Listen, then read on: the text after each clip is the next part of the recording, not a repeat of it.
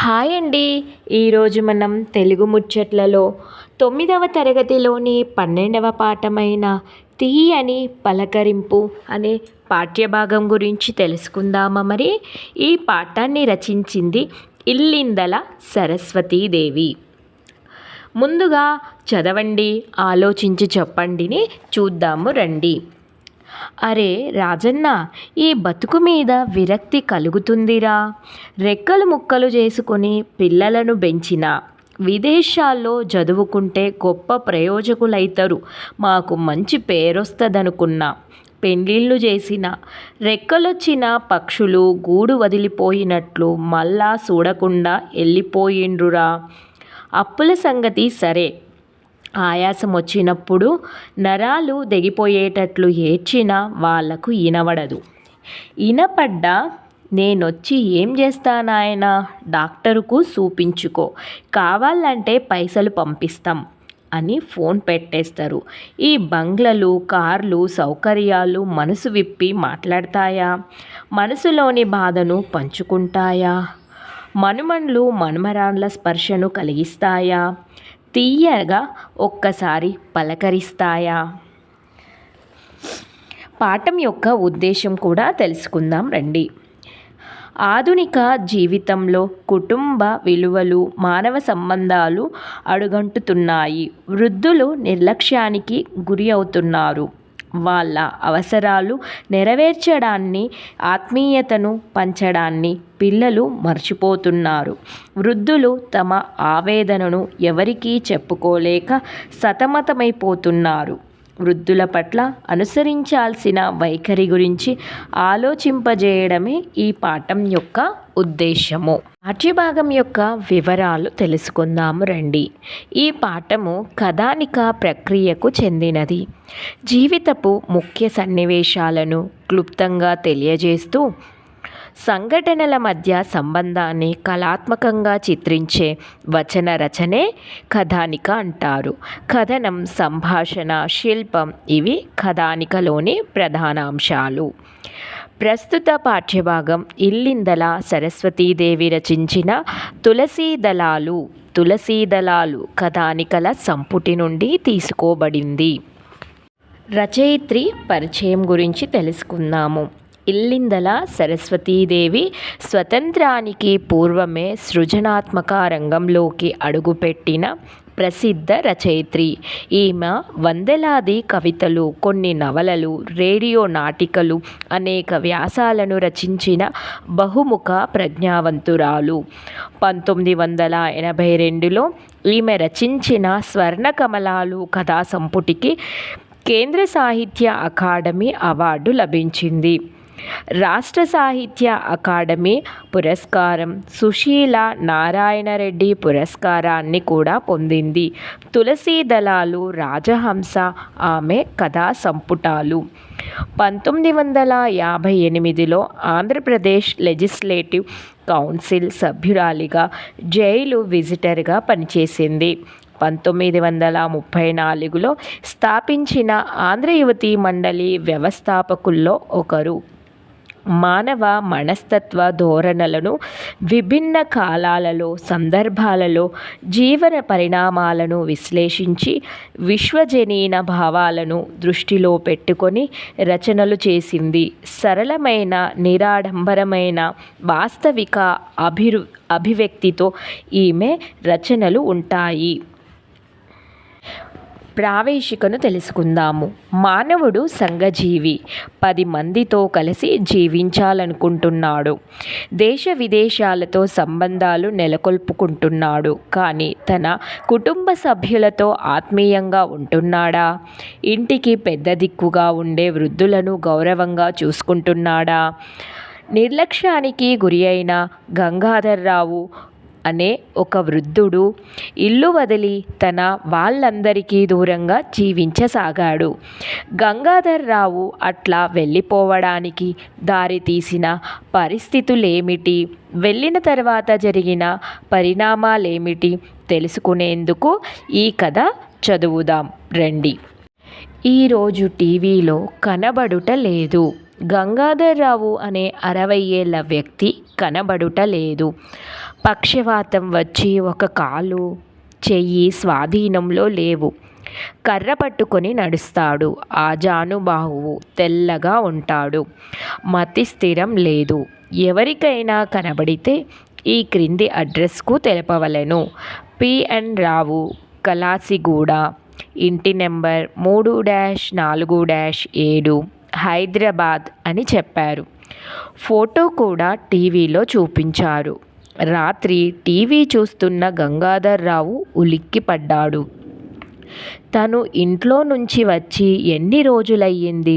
వీళ్ళు ఎప్పుడు తెలుసుకున్నారు? ఎప్పుడు ప్రకటన చేశారు? దేనికి? పెన్షన్ కోసమా? డిపాజిట్ల కోసమా? అతని పెదవుల మీద ఒక తాత్వికమైన నవ్వు చాలాసేపు నిలిచింది. ఆ తర్వాత వచ్చిన టీవీ కార్యక్రమాలు అన్నీ చూశాడు. కానీ మనసు దాని మీద లేదు. ఆ రాత్రి నిద్ర కూడా కలత నిద్రే. బాబుగారు, చెట్టు కింద ఒకరు కూర్చున్నారేం? నాకిక్కడ చాలా బాగుంది. ఇక్కడ కూర్చొని పచ్చని చెట్లను చూస్తుంటే మనసుకు హాయిగా ఉంది. నేను మంచి హుషారుగా ఉన్న రోజులు జ్ఞాపకం వస్తున్నాయి. ఆ రోజులు ఎంత ఆనందంగా గడిచాయో. ఇప్పుడేముంది?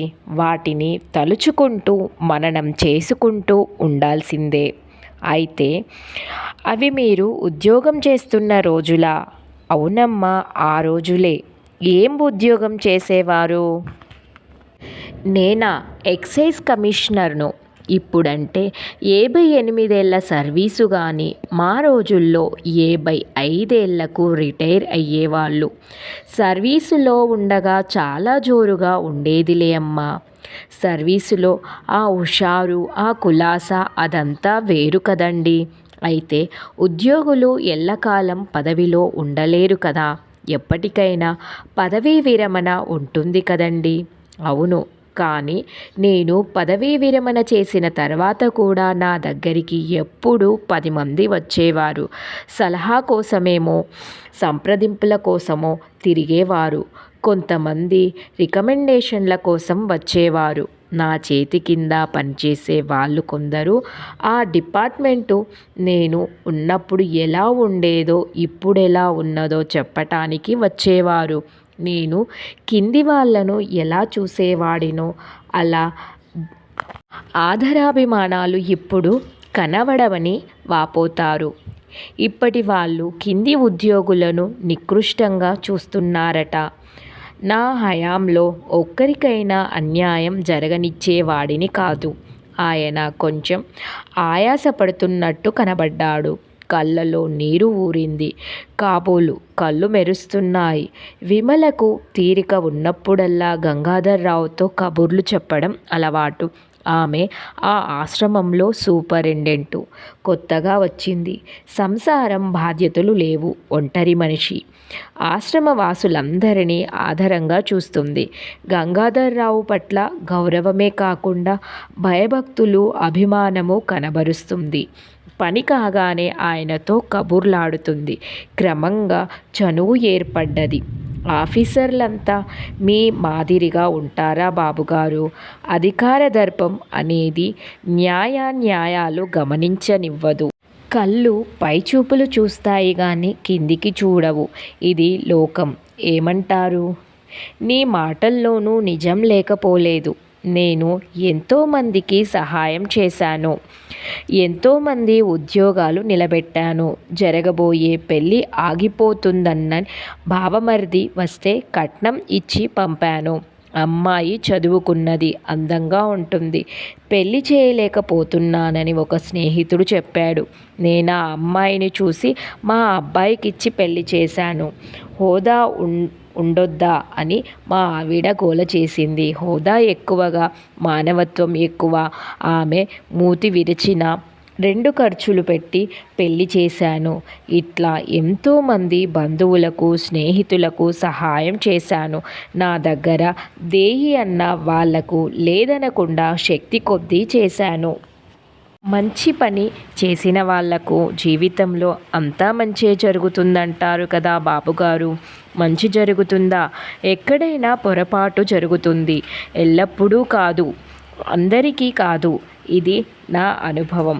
బాబుగారు, మీరిలా బాధపడతారేమిటి? మీరు సహాయపడిన స్నేహితులు, బంధువులు సరే, వాళ్ళను వదిలేయండి. మీరు కావాలని చేసుకున్న కోడళ్ళు, ఒక్కగానొక్క కొడుకులు అంటున్నారు. కన్న కూతురు, పెద్ద కట్నమిచ్చి కొన్న అల్లుడు ఉన్నారన్నారు. అందరికంటే మీ కష్టసుఖాలను పంచుకున్న మీ జీవిత భాగస్వామిని వీళ్ళందరూ ఉన్నారు కదండి మీకు. గంగాధర్రావు పకపక నవ్వాడు. ఎందుకలా నవ్వుతారు? కనుబొమ్మలు పైకెత్తి ఆశ్చర్యంగా చూసింది. ఆయన నవ్వులో విషాదమే ఉన్నదో ఆశ్చర్యమే ఉన్నదో అర్థంగాక, నీకు పెళ్ళి కాలేదు కనుక భార్యలు ఎట్లా ఉంటారో తెలియదు. నేను అందరినీ అనటం లేదు సుమా. కొడుకులు, కోడళ్ళు, మనమళ్ళు ఎట్లా ఉంటారో తెలియదు. ఇక కూతుళ్ళు, అల్లుళ్ళు అంటావా? నీవు ఊహించనైనా ఊహించలేవు. ఎక్కడో దూరాన నిలుచుందాయన చూపు. ఆయన దేనికో బాధపడుతున్నారని ఆమె గ్రహించింది. మాట మళ్ళించాలని, బాబుగారు, చీకటి పడింది, మీరు చపాతీ తినే వేలయ్యింది, రండి లోపలికి పోదాం. బరువుగా ఊపిరి పీల్చుకుంటూ సరే పద, మెల్లిగా లేచాడు. అది భజన్లాల్ నిలయం. నా అన్నవారు లేని వృద్ధులు, అనాథలు, లేనివారు, పేదవారు అక్కడ ఉంటారు. భజన్లాల్ తన తల్లిదండ్రుల స్మృత్యర్థం ఈ నిలయాన్ని నెలకొల్పాడు. ప్రభుత్వం వారు స్థలాన్ని లీజుకు ఇచ్చారు. 40 గదులు, వాటి చుట్టూ ముందు వెనకాల వరండాలు కట్టించారు. ఆవరణలో పెద్ద పెద్ద చెట్లు ఉన్నాయి. పెరటి వైపు కూరగాయలు, అరటి, నిమ్మ చెట్లు ఉన్నాయి. అక్కడున్న వారిలో పని చేయగలిగిన వారు తోట పని, నిలయంలో పని చేస్తారు. వారిలో కొందరు పాత్రలు తోముతారు. ఆ నిలయానికి అవసరమైనంత పాడి ఉన్నది. దానికి ఒక నౌకరు, ఒక గుమస్తా, వాళ్ళపైన సూపరింటెండెంట్లు ఉన్నారు. ఆ 40 గదుల్లో ఒకటి సూపరింటెండెంట్కు, ఒకటి ఆఫీసుకు కేటాయించారు. తను ఫోన్లో మాట్లాడడానికి ఒక ఫోన్ కూడా ఆఫీసులో పెట్టించినారు భజన్లాల్. ఒకనాటి రాత్రి 10 గంటల వేళ భజన్లాల్కు ఫోన్ వచ్చింది. నేను మీ నిలయంలో ఉండాలనుకుంటున్నాను. నాకు విడిగా ఒక గది, అటాచ్డ్ బాత్రూము ఉండాలి. ఒక నౌకరు నాకు ప్రత్యేకంగా ఉండాలి. నాకయ్యే ఖర్చు నేనిచ్చుకుంటాను. ఎక్కడి నుంచి? మీ పేరు హిందీలో అడిగారు. అవి నేనొచ్చి చెబుతాను. మీ భోజనం, కాఫీ, టీ మీరే నౌకరు చేత చేయించుకుంటారా? నాకు ఏ వేళకు ఏం కావాలో నేను వచ్చి చెబుతాను. వీలైతే మీరు చేయించి పంపించండి. మీరు వచ్చి రూము అది చూసుకుంటారా? నేను అక్కడ ఉండాలని వస్తున్నాను. ఉన్న వాటిలో నాకు నచ్చినది తీసుకుంటాను. నేను నా సామాన్లతో వస్తాను. ఎప్పుడు రమ్మంటారు? మీ ఇష్టం. ఎప్పుడు వచ్చినా సరే. నిలయం ఎక్కడున్నదో తెలుసా? తెలిస్తే ఎప్పుడైనా సరే వెళ్ళండి. అక్కడ ఆఫీసులో సూపరింటెండెంట్ ఉంటుంది. మీకేం కావాలో చెప్పండి. అన్ని వసతులు ఆమె చూస్తుంది. నేను వారానికొకసారి వచ్చి చూస్తుంటాను. అవసరమైతే ఆమె టెలిఫోన్ చేస్తుంది. మంచిది, నమస్తే. ఒక టాక్సీలో 2 సూట్ కేసులు, ఒక టీవీ మొదలైన సామాన్లతో సూట్ వేసుకొని కర్ర సహాయంతో నిలయం ఆవరణలో దిగాడు గంగాధర్రావు. ఆ క్రిందటి రోజు రాత్రే ఒక టాక్సీ కంపెనీకి ఫోన్ చేసి తెల్లవారుజామున 4 గంటలకు రమ్మన్నాడు. తన గది తలుపు వీధి వరండాలోకే ఉంది. ఆ రాత్రే సామాను సర్ది పెట్టుకున్నాడు. టాక్సీ రాగానే డ్రైవర్ చేత సామాను టాక్సీలో పెట్టించుకొని తలుపు దగ్గరగా వేసి తను కూర్చున్నాడు. భజన్లాల్ నిలయం ఊరికి బయటగా ఉండేది మొదట. ఆ తర్వాత ఊరు పెరిగి ఆ నిలయం ఊరి మధ్యకు వచ్చింది. అందుకనే అరగంటలో వచ్చి చేరుకున్నాడు. నౌకరు గబగబా వెళ్ళి సామాన్లు తీసుకువచ్చి హాల్లో పెట్టాడు. ఆయనను లోపలికి తీసుకువచ్చి కుర్చీ వేశాడు. టాక్సీ డ్రైవరు లోపలికి వచ్చి డబ్బు తీసుకొని సలాం చేసి వెళ్ళాడు. ఆఫీసు ఎప్పుడు తెరుస్తారు? అడిగాడు గంగాధర్రావు. 6 గంటలకు అమ్మగారు లేస్తారు.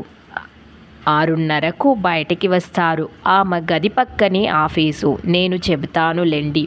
కుర్చీలో కూర్చొని గంగాధర్రావు కళ్ళు మూసుకొని ఆలోచనలో పడ్డాడు. తనకు పనికి వచ్చే కాగితాలు, చెక్కుబుక్కులు, రిటైర్ అయిన తర్వాత వచ్చిన డబ్బులతోనూ, ఇన్సూరెన్స్ పాలసీల వల్ల వచ్చిన డబ్బులతోనూ తీసుకున్న ఫిక్స్డ్ డిపాజిట్లు, తనకు నచ్చిన పుస్తకాలు, లైబ్రరీ కార్డు, తన బట్టలు, బూట్లు, చెప్పుల జత అన్నీ తనకు అవసరమనుకున్నవి తెచ్చుకున్నాడు. ఒకప్పుడు తనకేది కావలసి వచ్చినా క్షణాల మీద ఆ పని జరిగేది. కానీ ఇప్పుడు వేళకు కాఫీ లేదు, భోజనం ఇంటి వాళ్లకు తీరికైనప్పుడు పెడతారు. ఒక్కొక్క రోజు స్నానానికి వేడి నీళ్లుండవు. గొంతు ఎండిపోతున్నదన్నా మంచినీళ్ళడిగినా వెంటనే రావు. అందరున్నారు ఇంట్లో, కానీ పిలిస్తే పలికే దిక్కులేదు. జబ్బు చేస్తే డాక్టర్ని పిలవడానికి వెనకాడుతున్నారు. ఇక స్వంతిల్లేమిటి, స్వజనమేమిటి? తనతో ఇంకా ఎవరికీ అవసరం లేదనేనా? మనుమల గదిలో టీవీ చూస్తూ, వాళ్లతో కబుర్లు చెబుతూ, వినోద కాలక్షేపం చేస్తూ తన ముఖమైనా చూడని సావిత్రమ్మ తను ఇంట్లో లేని సంగతి ఎప్పుడు తెలుసుకుంటుంది? తను పదవిలో ఉండగా కారులో క్లబ్బులకు తిరుగుతూ, సభలకు పెద్ద ఉద్యోగి భార్యగా అధ్యక్షత వహిస్తూ, ప్రైజులంది పుచ్చుకుంటూ, తన హోదాను బాగా ఉపయోగించుకొని ఊళ్ళేలిన సావిత్రమ్మ ఆ చీరలు, ఆ నగలు ఎంత వైభోగంగా బతికింది.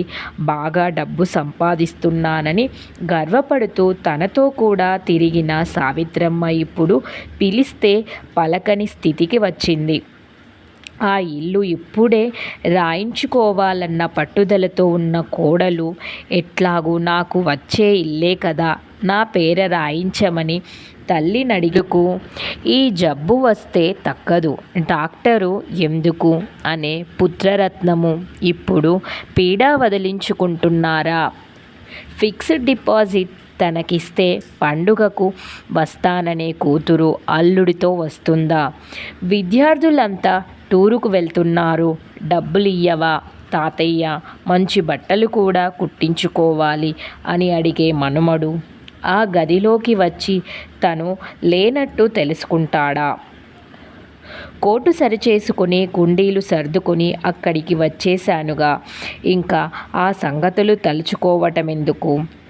వేళకు తింటూ, పుస్తకాలు చదువుకుంటూ, సాయంకాలం టీవీ చూస్తూ, పగలు ట్రాన్సిస్టర్లు వింటూ హాయిగా ఉండొచ్చు.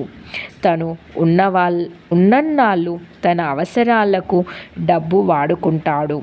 ఎవరైనా లేని వాళ్లకు సహాయం చేస్తాడు. ఈ జీవితం ఇక్కడ ప్రశాంతంగా గడిచిపోతుంది. సూపరింటెండెంట్ ఆఫీసులో కూర్చున్నది నౌకరు వచ్చి చెప్పాడు. గంగాధర్రావు ఆఫీస్లోకి వెళ్ళి తనకు కావలసినవన్నీ చెప్పాడు. సూపరింటెండెంటు ఆయనకు ప్రశాంతంగా ఉండే చివరి గది వరండా కేటాయించింది. ఒక నౌకరును చూపించింది. ఆయనకు టీవీ, ప్లగ్, యాంటీనా ఏర్పాటు చేయించింది. మీరు ఇంకా ఏం కావాలో చెప్పండి, నేను ఏర్పాట్లు చేయిస్తానంది. అడ్వాన్స్గా చెక్ తీసుకోండి అన్నాడు గంగాధర్రావు. భజన్ లాల్ సాయంత్రం వస్తారు, నేనడిగి చెప్తా అంది. 8 గంటలకు ఒక డాక్టర్ని పిలిపించండి. ఈ లోపల స్నానం చేసి సిద్ధంగా ఉంటాను. ఆ నిలయానికి పిలిచినప్పుడు వచ్చే డాక్టర్ ఉన్నాడు. ఫోను చెయ్యగానే 8 గంటలకు వచ్చాడు.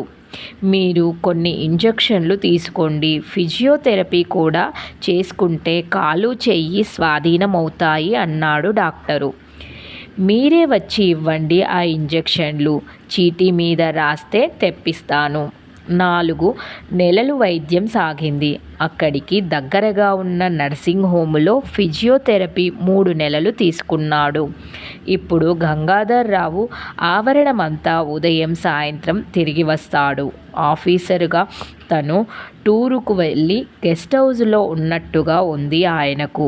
రోజులు నెలలు గడిచిపోతున్నాయి ప్రశాంతంగా.